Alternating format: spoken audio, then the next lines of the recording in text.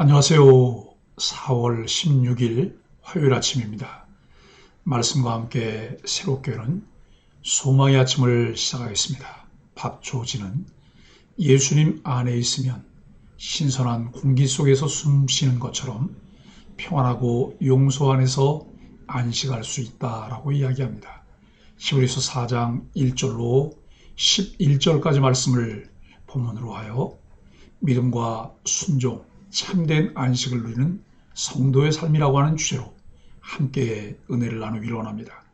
안식에 들어가리라는 하나님의 약속이 있어도 들어가지 못하는 사람이 있습니다. 그들은 복음을 받고도 믿음으로 순종하지 않으면 결코 안식에 들어갈 수 없습니다. 여호수아 때와 달리 하나님 백성에게는 안식할 때가 남아있기 때문에 하나님의 안식에 들어가기를 힘쓰고 순종하지 않는 본에 빠지지 말라고 말씀합니다. 복음을 듣는 것과 믿는 것은 다릅니다. 출애굽한 이스라엘 백성이 가나안 땅에 대한 약속을 받았지만 모두 그 땅에 들어가지는 못했습니다. 많은 사람이 복음을 듣지만 모두 구원받는 것은 아닙니다. 영생을 약속하는 복음이지만 믿지 않고 듣기만 하면 아무 유익이 없습니다. 마지막 때일수록 누구도 믿지 못하고 자신의 선택과 판단을 믿는 사람이 많아집니다. 그러나 영원한 안식은 자신이 아닌 복음 곧 예수님을 믿을 때에 얻습니다. 이스라엘 백성이 이집트에서 나왔다고 해서 그것으로 구원이 끝난 것은 아니었습니다. 불순종을 거듭하다가 결국 광야를 통과하지 못하고 죽은 이가 부지기수였습니다.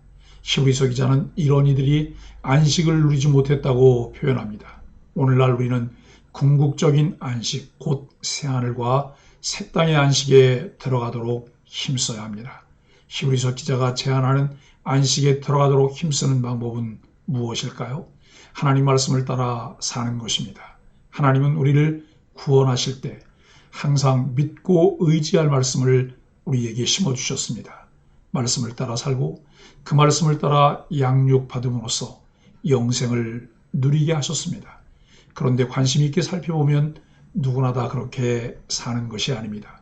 하나님의 은혜 아래에 있을 때 듣고 순종하지만 은혜를 거부할 때 불순종하게 됩니다.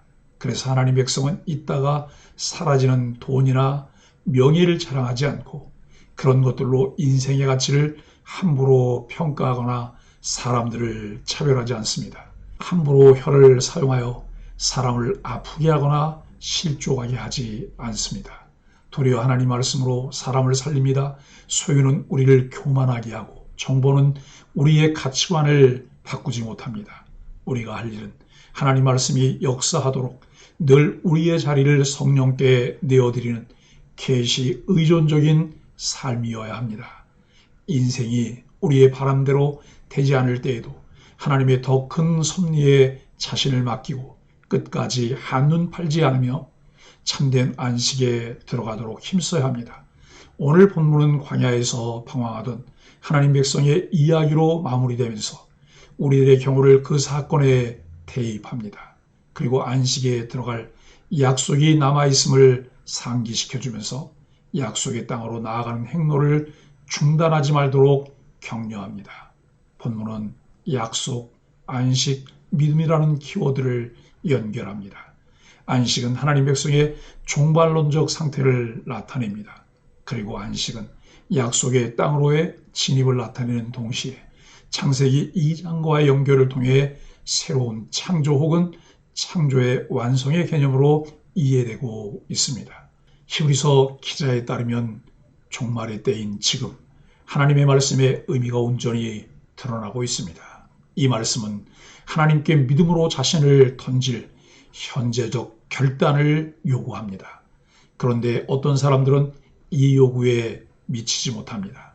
하나님 말씀의 의미를 현재화하지 않는 것은 심판을 자초하는 일이고 약속의 성취를 가로막는 행위입니다. 우리는 안식 즉 약속의 땅에 참여할 약속을 가지고 있습니다. 그렇다면 우리는 약속의 당지자로서 아브라함과 같이 믿음의 삶을 살 필요가 있습니다. 이는 죽어서 천국에 간다는 약속을 넘어 우리가 이 땅에서 새 창조와 그 통치에 참여할 것에 대한 약속입니다. 세상에 노력 없이 얻어지는 것은 없습니다. 신앙도 마찬가지입니다. 신실한 신앙을 갖고 유지하기 위해 우리가 힘써야 할 것들이 있습니다.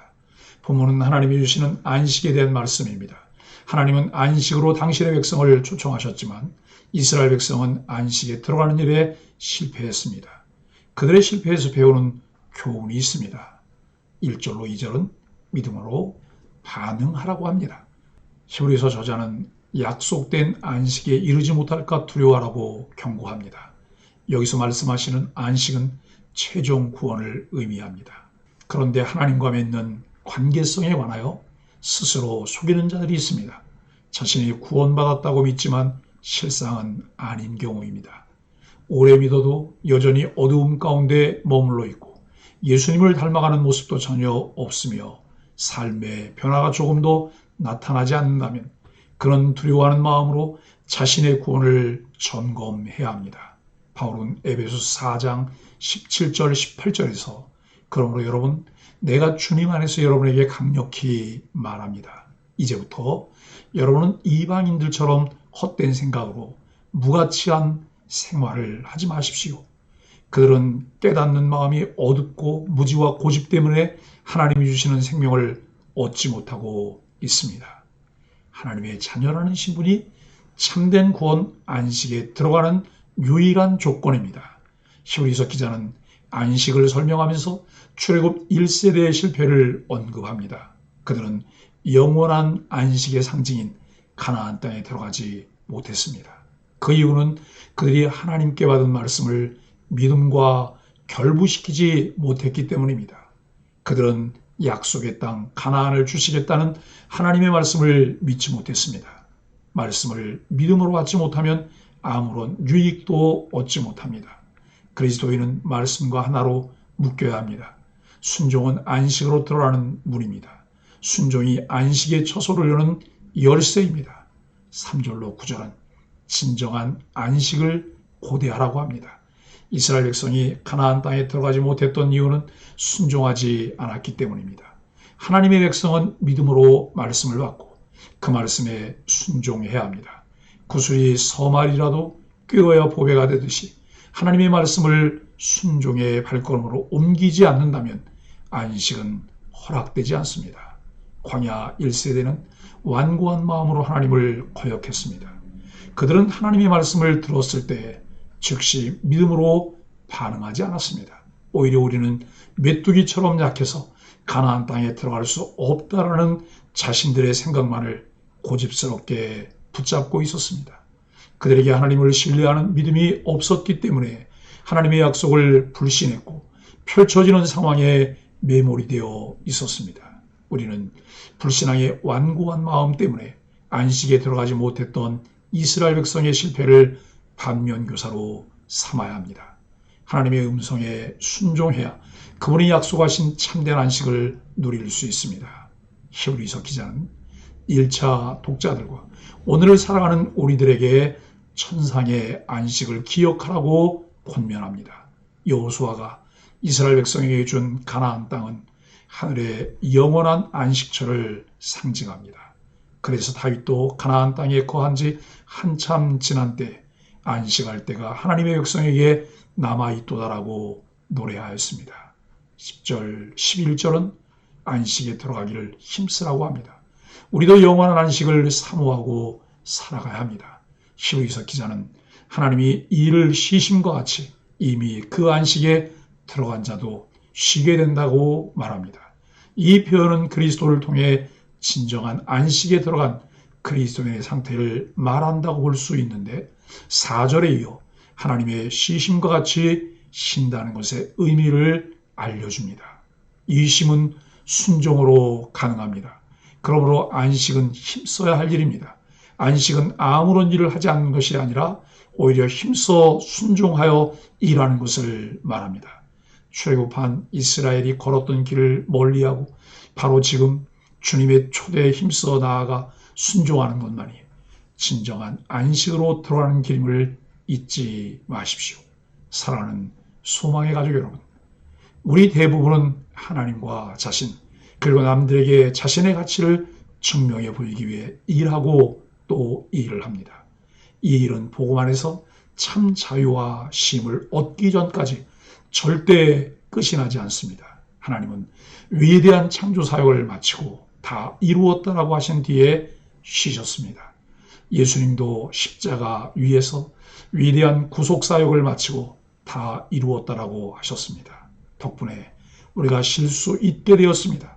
십자가 위에서 예수님은 표면적인 일, 이면의 일을 말씀하셨습니다. 우리를 정말로 지치게 만드는 일, 우리의 인격과 행실이 완벽하지 못하기에 어떻게든 자신의 의를 증명해 보이려고 발버둥치는 일, 바로 예수님은 이 일을 다 이루었다고 말씀하셨습니다. 예수님은 우리가 살아야 할 삶을 사셨고 우리가 당해야 할 죽음을 당하셨습니다.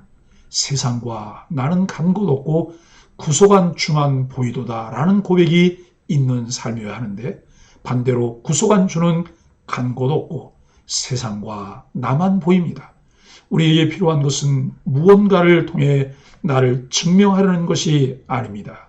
이미 예수 그리스도께서 이루신 일들을 믿고 예수님이 이루신 일을 의지하면 하나님은 우리를 있는 그대로 기뻐하십니다. 진리를 알면 그 진리 안에서 참 자유를 얻습니다.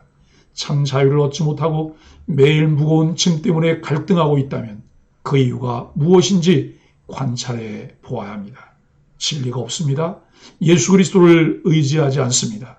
내 의를 드러내기 위해 사람에게 보이려고 무엇을 하고 있기 때문에 삶 자체가 피곤합니다. 우리도 현재의 삶에 만족할 수 있습니다. 의사들은 쪽잠이 아니라 깊은 수면이 중요하다고 말합니다.